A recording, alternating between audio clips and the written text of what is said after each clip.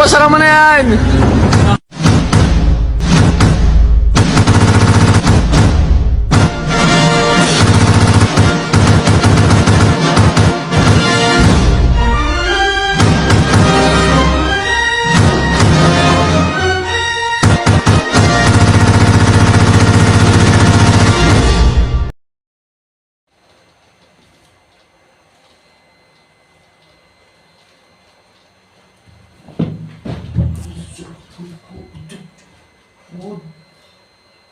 Ya, berhubung saya habis latihan dan saya ini ada tugas video, langsung kita kerjakan. Oke.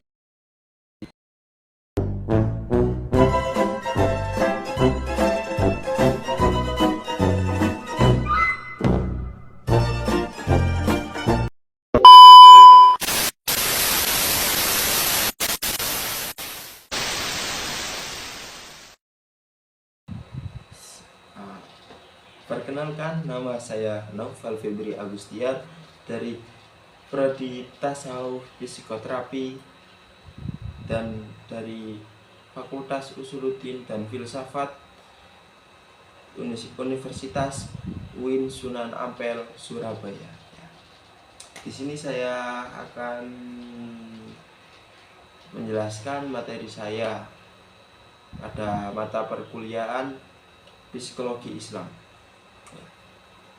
dengan judul Sejarah Psikologi Islam dan Kritik terhadap Psikologi Kontemporer. Nah, langsung saja ya. Yang pertama, sejarah psikologi Islam ya. Psikologi Islam itu dimulai pada zaman Nabi atau sudah ada pada zaman Nabi. Tapi dengan kajian jiwa atau pada bahasa Arabnya itu an-nafs, berbasis dalam Al-Quran dan hadis. Pada masa Daulah Umayyah, kajian ini berkembang menjadi ilmu kalam dan tasawuf seperti yang dilakukan oleh Imam Al-Ghazali dan ulama-ulama lain. Di era Daulah Abbasiyah, pemikiran filsafat Yunani itu diintegrasikan ke dalam kajian jiwa yang dipelopori oleh tokoh seperti Ibnu Rushd yang menghasilkan filsafat Islam pada zaman itu. Selama 7 abad, kajian jiwa dalam Islam berorientasi menjadi sufistik dan filosofis. Nah, setelah meredupnya dunia Islam, kajian ini mengalami kemunduran dibandingkan dengan psikologi kontemporer yang dipelopori oleh ilmuwan-ilmuwan barat seperti Sigmund Freud dan lain-lain. Gerakan psikologi Islam modern ini muncul sejak tahun 1950-an. Nah, dipicu oleh kebutuhan mengatasi kritis kemanusiaan yang ditandai dengan Simposium Internasional di Riyadh tahun 1978 dan upaya islamisasi ilmu oleh lembaga seperti IIT di Indonesia. Psikologi Islam berkembang melalui publikasi, simposium, dan pembukaan Fakultas Psikologi Islam ya. Yang kedua, ada toko-toko kontribusi yang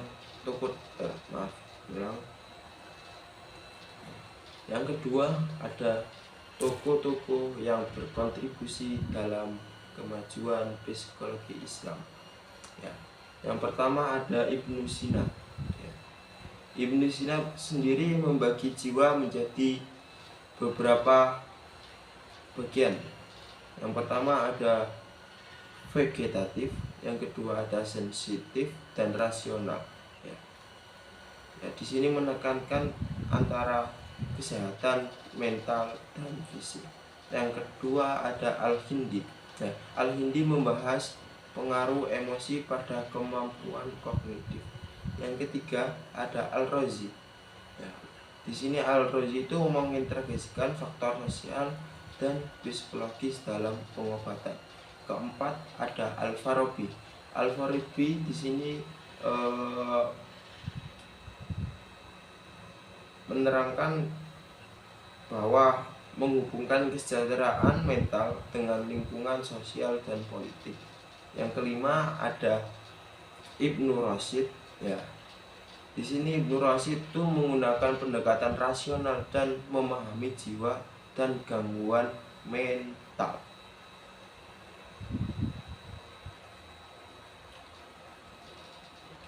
Yang keempat dan ini dan ketiga ada kritik terhadap psikologi kontemporer. Psikologi kontemporer dibagi menjadi 3 fase. Yang pertama ada spekulatif ya. Pada periode ini fokus pada jiwa secara fisiologis. Yang kedua ada pemisahan dari filsafat ya. Ulang.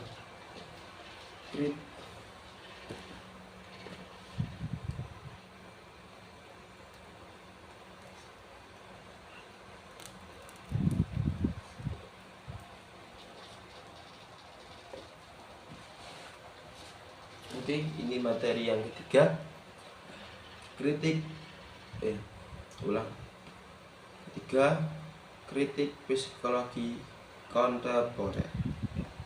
Di sini psikologi kontemporer itu dibagi menjadi 3. Yang pertama ada spekulatif. Pada periode ini itu para ilmuwan itu berfokus pada kajian jiwa secara fisiologis. Yang kedua ada periode pemisahan dari filsafat ya. Jadi psikologi ini itu adalah anakan atau cabang ilmu dari filsafat. Pada periode ini psikologi itu memisahkan dari filsafat menjadi ilmu yang mandiri yang mengkaji kehidupan mental secara ilmiah.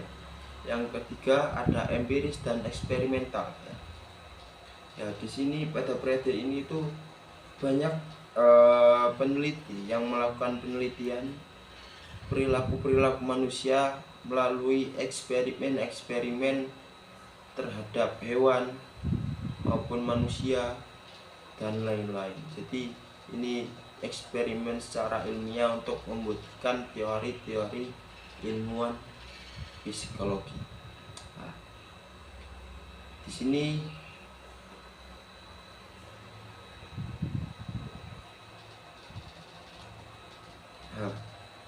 dan yang keempat dan terakhir adalah mazhab psikologi. Yang pertama ada psikoanalisis. Psikoanalisis itu berfokus pada ID, ego, dan superego ya.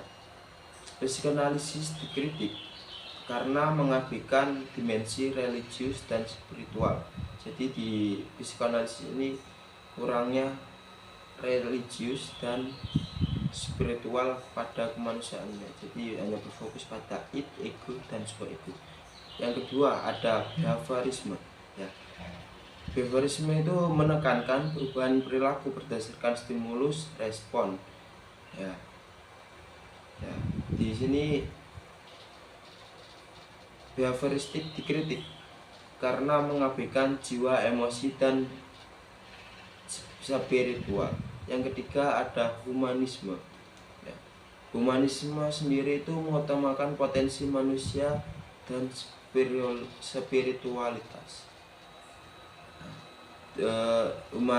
Humanisme di sini dikritik karena mengesampingkan peran Tuhan dan kebutuhan religius. Jadi seakan-akan manusia itu bisa berkehendak semaunya sendiri atau punya kuasa atas segala sesuatu pada dirinya. Gitu. Cukup sekian, terima kasih. Wassalamualaikum warahmatullahi wabarakatuh.